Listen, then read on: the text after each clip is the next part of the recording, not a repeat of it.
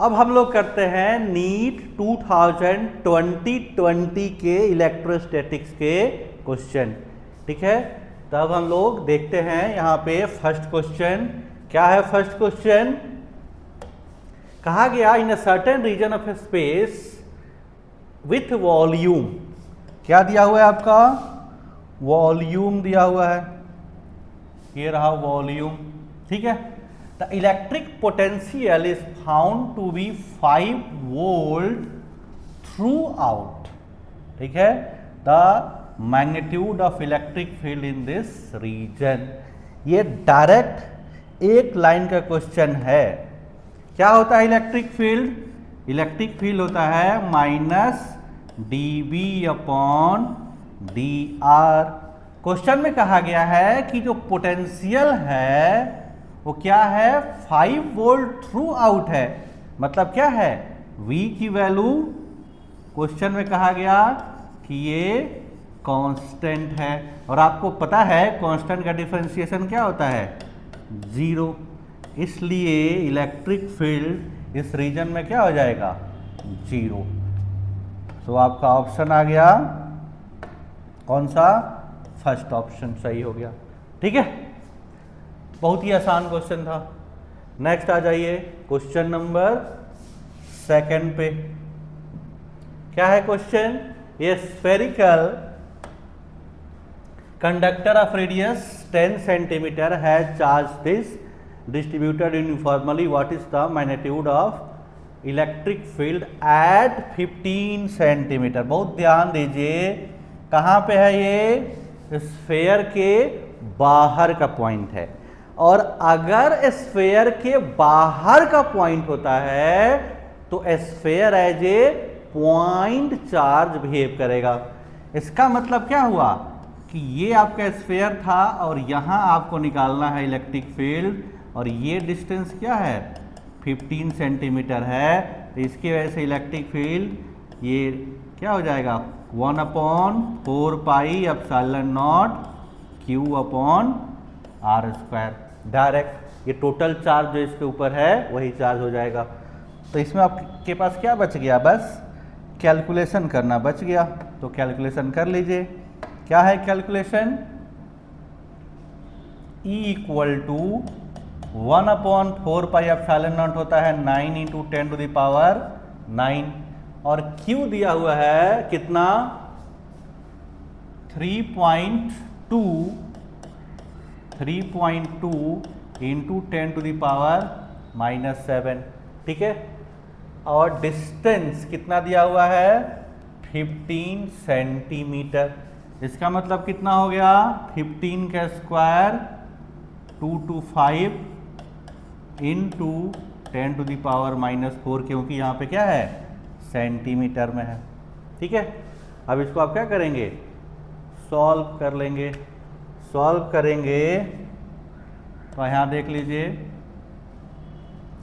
ये है 9 × 3.2 अपॉन 225, और ये जाके कितना हो गया, -4 है तो ऊपर जाके +4, यहाँ बच जाएगा -3, तो ये आ गया +6। अब इसको आपको सॉल्व करेंगे। ठीक है, सॉल्व करने के बाद जो भी इसका आंसर आएगा वो हो जाएगा। मैं आपको यहाँ पे फटाफट कैलकुलेटर से करके दिखा देता हूँ कितना आएगा। ठीक है, ये है 9 × 3.2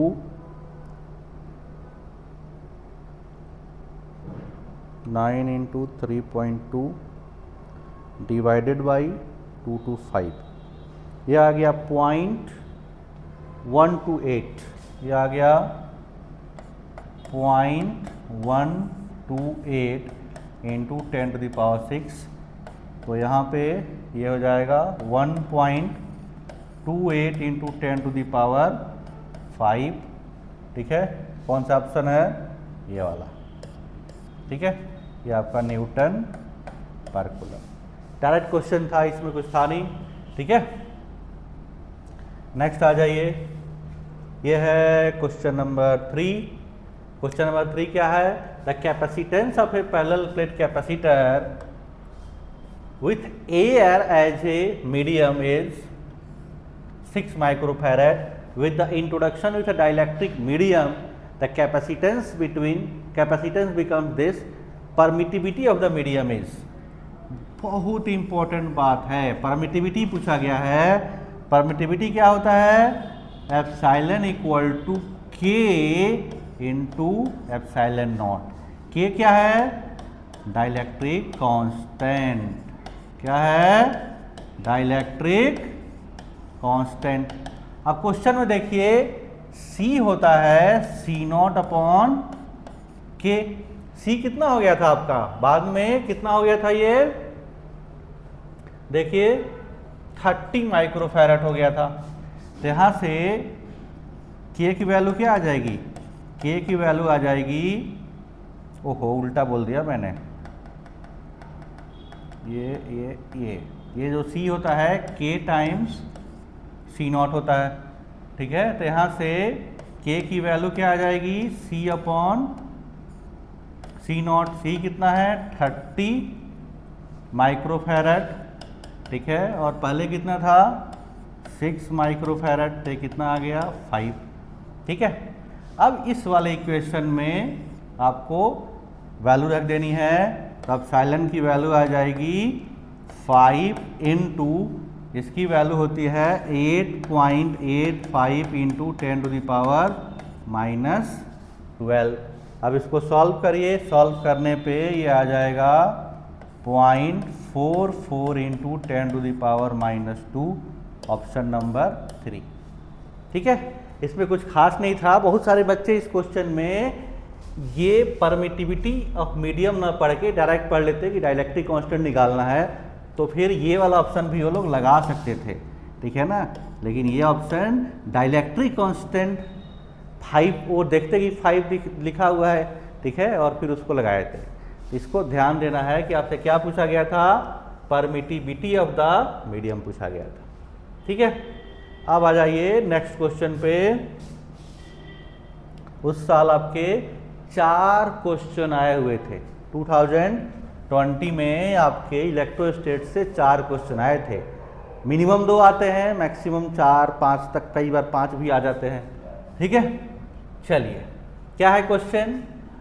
अ शॉर्ट, यहाँ पे एक चीज पहले, ये है -9, ये गलती से ये -9 है, ठीक है।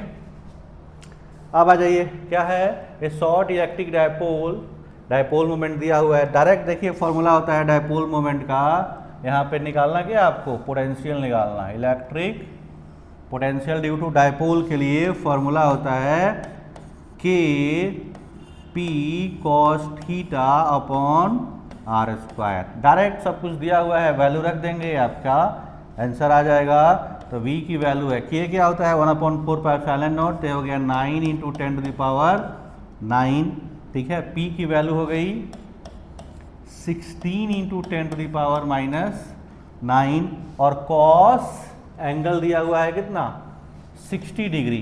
तो cos 60 की वैल्यू होती है 1/2, ठीक है। और डिस्टेंस कितना दिया हुआ है? यहाँ देखिए 0.6, तो ये आ गया 0.6 इंटू 0.6, ठीक है। तो यहाँ से देख लीजिए, ये हो गया 8, ठीक है। ये -9 से ये -9 चला गया, ठीक है। यहाँ 100 से मल्टीप्लाई कर दो, तो यहाँ ये 2 जीरो और आ जाएगा, ठीक है। ये डेसिमल से ये तुम्हारा हट गया, तो ये बच गया 9, ये बच गया 8, और यहाँ बच गया 100, और यहाँ बच गया 36। 9 4 जा होता है 36, और ये 2 टाइम्स, तो क्या आ जाएगा आंसर आपका? 200 वोल्ट। देखिए कौन सा ऑप्शन है इसमें? Option second, 200 volt.